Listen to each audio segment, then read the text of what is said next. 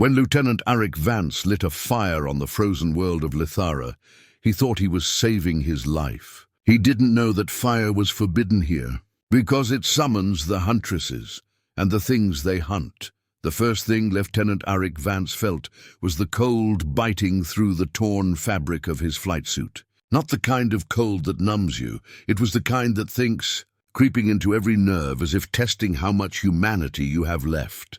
His fighter. The UEF Valhalla was a smoking crater behind him, its wings buried in blue ice, engine cores glowing faintly like dying stars. The HUD in his visor flickered and died with a soft electronic sigh. For a long moment the only sound was the wind, whispering like a living thing. He'd survived the crash. That much was a miracle. Everything after that? Up for negotiation, Arik tore open his emergency kit. 2 ration packs, half a power cell, a cracked beacon that blinked like a dying heartbeat. He laughed under his breath, a humorless sound swallowed by the storm. Hell of a vacation spot, Vance. Training took over. Shelter first, heat second, signal third. He dragged the broken hull pieces into a half circle, forming a makeshift windbreak. The air smelled metallic, sharp, alien. The snow wasn't snow, closer to powdered glass, glittering under a violet sky. He found insulation foam, seat covers, even a sliver of dried alien vegetation. Whatever it was, it caught light when sparked. Arik hesitated before using his plasma cutter. The last bit of energy in that tool could mean life or death later. But the wind howled again, colder now, almost hungry. Fine, he muttered. Just a quick one. He pulled the trigger. A hiss, a spark. Then, fire. Blue and gold flames danced in the wreckage, throwing wild shadows across the frozen plain. For the first time since the crash, warmth touched his skin. He leaned closer, sighing in relief, then froze. The wind had stopped. Completely, every instinct in his body screamed. He turned slowly, scanning the horizon. Something moved. Tall figures emerging from the white haze, silent and graceful. 3 of them, eyes like liquid mercury, skin glowing faintly beneath the starlight. Weapons drawn, but faces unreadable. One spoke, her voice calm, melodic, and dangerous. "Firebearer, you call the old light. Do you wish to be hunted?" Arik straightened, forcing a crooked grin. "Lady, I was just trying to stay warm." The fire crackled. The hunt had already begun. Arik didn't move. 3 alien warriors stood around his fire, their movements measured and predatory. The leader, the one who had spoken, kept her weapon leveled at his chest. It looked like a bow, but its string shimmered with energy instead of cord. Her eyes, silver, almost luminous, studied him like he was some strange animal. The other 2 flanked her, silent and alert. Every motion they made was too smooth, too deliberate. "Name," she said finally. "Lieutenant Arik Vance, United Earth Fleet," he replied, careful, hands visible. "Crashed, alone, not looking for trouble." The leader tilted her head slightly, as if tasting the sound of his words. "You lit fire," she said. "On Lithara, fire calls the wraiths." "Wraiths?" Arik frowned. "Sounds friendly." The huntress didn't smile. "They come for heat." "For life." She stepped closer, lowering her weapon just enough for him to breathe again. Up close her features were mesmerizing, sharp, elegant, dangerous. Pale braids framed a face that could have been carved from moonlight. "I am Kalara," she said at last. "First Huntress of the Frostbound." "Good to meet you," Arik said, then added dryly, "though I'd prefer a handshake over a death threat." One of the others hissed softly, but Kalara only regarded him with faint curiosity. "You speak boldly for prey," he smirked. "It's a habit that keeps me alive." Something flickered in her eyes, amusement maybe. Then she looked past him toward the horizon. "The storm rises? You cannot stay here.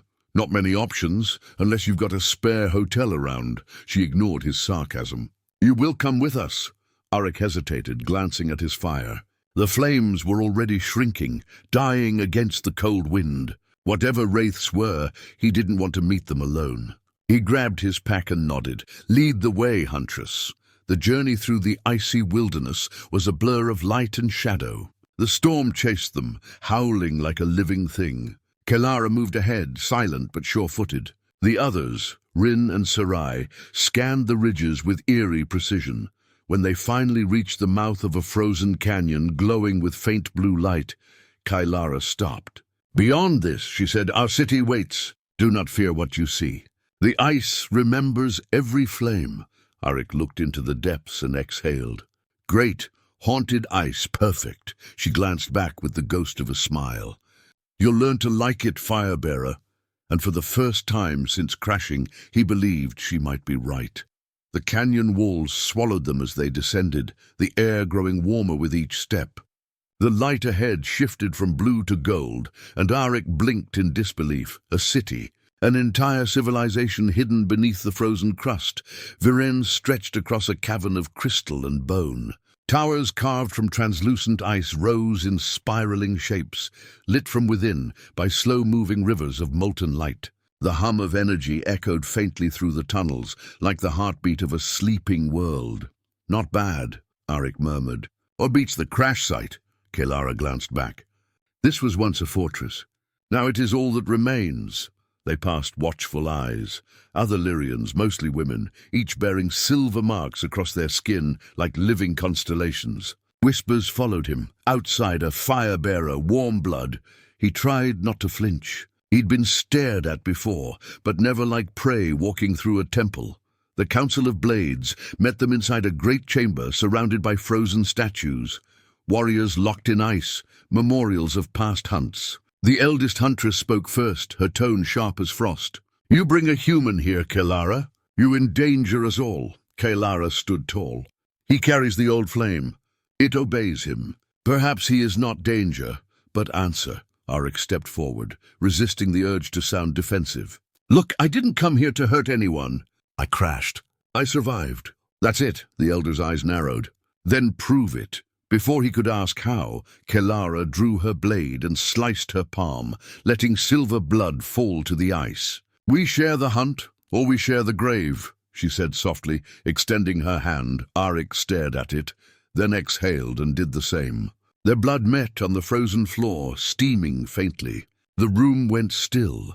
Something ancient stirred beneath the ice, an almost imperceptible vibration, like a distant heartbeat answering their pact. The lights around the chamber dimmed for a breath, then flared brighter. Kailara's gaze sharpened. "You felt that?" He nodded. "Yeah, that's not normal, is it?" "No," she whispered. "You've awakened the deep flame." From far below, a low, resonant roar rumbled through the cavern. Arik managed a grim smile. "I'm guessing that's not applause." Kailara met his eyes. "You called it, Firebearer. Now we must face what wakes."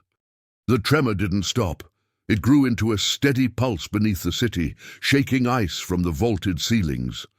The Lyrians froze mid-step, their glowing eyes reflecting alarm. Arik steadied himself against a pillar as a deep roar rolled through the ground like thunder underwater. "Please tell me that's a normal Tuesday around here," he muttered. Kailara's expression turned grim. "The wraiths have woken. The deep flame has tasted life again." Within minutes, the city erupted into motion. Warriors sprinted across bridges of ice, arming themselves with luminous bows and blades. The air smelled of static and ozone, as old energy conduits flared to life for the first time in centuries. Arik followed Kailara to a command platform overlooking the cavern. Through the transparent walls, he saw cracks spreading across the lower. Tunnels, blue light seeping upward like veins of lightning. He felt guilt twist in his stomach. "This is my fault." Kailara didn't deny it, but her voice softened. "Intent does not decide the hunt, Arik. What we do next does." He managed a thin smile. "You're big on poetic pep talks, huh?" She looked at him, steady. "You are big on surviving." Together they worked side by side, Arik rigging salvaged ship parts into makeshift pulse emitters, Kailara coordinating her hunters with practiced precision. Despite the chaos, there was rhythm between them, as if they'd done this 100 times before. Then the first wraith broke through. It wasn't a creature so much as a storm given form, translucent, massive, its core burning like molten glass. It screamed in frequencies that made the air vibrate. The Lyrians fired energy arrows. They dissolved harmlessly into its body. Auric cursed under his breath. Okay, so that's new. He slammed a power cell into his plasma rifle, recalibrating the frequency to match its energy pulse. He fired. The shot tore through the Wraith's chest, scattering light like shattered crystal. The city erupted in cheers, but only for a heartbeat. More shapes rose from the fissures below, dozens of them. Kailara's hand brushed his arm. "The storm is coming, Firebearer. You cannot stop it alone." He glanced at her, determination flickering in his eyes. "Then we don't stop it. We outsmart it." Together they turned toward the heart of Viren, the ancient core that might destroy them all, or save everything. The core chamber was alive with light. Ribbons of molten energy coiled up from the fissures, painting the ice walls in gold and crimson. Auric's pulse matched the rhythm of the machine beneath them, a heartbeat that belonged to something ancient and angry. Kailara stood beside him, her bow drawn, eyes fixed on the shimmering abyss. "The deep flame feeds on heat. If we shut the core down, the wraiths will starve. And if we fail?" Auric asked. Her lips tightened. "Then the city burns." He gave a dry laugh. "No pressure then." They moved fast. Auric spliced cables from his flight beacon into the Lyrian conduits, bridging human tech with alien design. Sparks rained across the platform. The air grew heavy, humming like the inside of a storm. Every sensor in his visor screamed overload. Wraiths began clawing their way up the walls, each one pulsing brighter, feeding on the heat they were trying to contain. Kailara fought like liquid steel, arrows of plasma slicing through the air. Auric sealed the last connection and shouted, "Now!" Kailara leapt, driving her blade into the energy core. The world went white. A shockwave ripped through the cavern, hurling Auric backward. The noise vanished. Just silence and falling snow inside the ruined chamber. For a moment, he thought he'd died. Then a faint sound reached him, footsteps crunching over ice.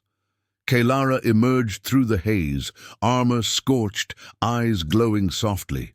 She knelt beside him, breath trembling. "You're alive." "Mostly," he rasped. "Remind me never to touch alien batteries again." Outside, Viren shimmered under a new dawn.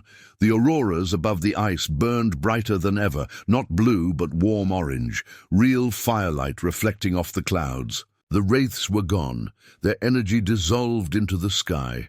Days passed before the city steadied itself. The council offered Auric passage home, but he refused. "Someone has to make sure the next idiot from Earth doesn't light the wrong fire," he said, grinning. Kailara smiled faintly. "And someone must teach you how to light it the right way."